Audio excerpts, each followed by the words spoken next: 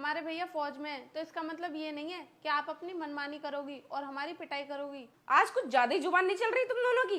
आज से पहले तो ऐसी बातें कभी नहीं की, आज क्या हो गया है? क्योंकि अब हम समझदार हो गए हैं। तुम्हारी समझदारी का भूत तो मैं अभी उतारती हूँ, रुक जाओ।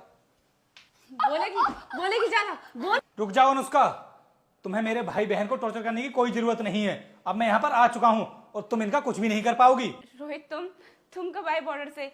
और मैं कहाँ टॉर्चर कर रही हूँ? मैं तो उन्हें समझा रही थी, इसकी बोर्ड की परीक्षा है ना, तो मैं कह रही थी अच्छे से पढ़ाई कर ले, तुझे पास होना बहुत जरूरी है, वरना तेरे भैया तुझे बहुत डांटेंगे। भैया देखा आपने कि भाभी कितना झूठ बोल रही हैं। अरे मैं कहाँ झूठ बोल रही हूँ, सच ही तो बोल रही हूँ।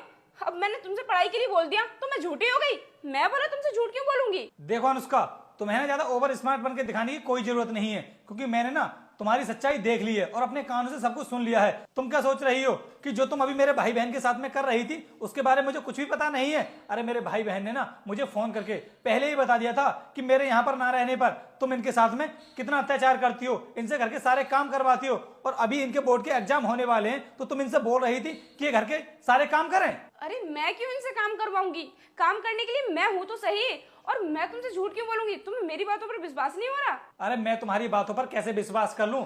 जब तुम इनसे ये सब बोल रही थी ना तो मैं गेट के बाहर खड़े होकर के तुम्हारी सारी बातें सुन रहा था, इसलिए ज्यादा ओवर स्मार्ट बनकर दिखाने की जरूरत नहीं है। क्या तुम गेट पर खड़े थे? हाँ, गेट पर खड़ा था मैं, और बॉर्डर से आने से पहले भी ना मैंने तुम्हें इसीलिए नहीं बताया था जिससे कि तुमको पता ना लग जाए कि मैं घर के लिए आ रहा हूं और मैं अपनी आंखों से खुद देख सकूं कि तुम मेरे भाई बहन के साथ में कैसा व्यवहार करती हो। और आज मैंने सब कुछ देख भी लिया है। और अनुष्का, मैंने तुमसे कहा था ना कि मेरे घर ना रहने पर तुम मेरे भाई बहन का अच्छे से ध्यान रखना, क्योंकि हमारे माँ बाप हमें बचपन में छोड़कर चले गए थे। अब तक तो मैंने अपने भाई बहन का अच्छे से ख्याल रखा था, और मैंने तुमसे भी शादी इसीलिए की थी जिससे कि शादी होने के बाद तुम मेरे भाई बहन का अच्छे से ख्याल रख सको, क्योंकि तुम्हें तो अच्छे से पता होगा कि फौज की नौकरी में जल्दी छुट्टी नहीं मिल पाती है। तो मैं बेफिक्र रहता था कि मेरी भाई बहन का ख्याल रखने के लिए तुम घर पर हो, लेकिन मुझे क्या पता था कि तुम मेरे ना रहने पर इनका इस तरीके से ख्याल रखती होगी, इनसे घर का सारा काम करवाती होगी। अरे मैं तुमसे ये नहीं बोल रहा हूं कि तुम इनसे घर का कोई भी काम मत करवाओ, अभी इनके बोर्ड के एग्जाम्स हैं तो कम से कम इस टाइम पर तो इन्हें अच्छे से पढ़ने दो, क्योंकि बोर्ड के एग्जाम्स के लिए ना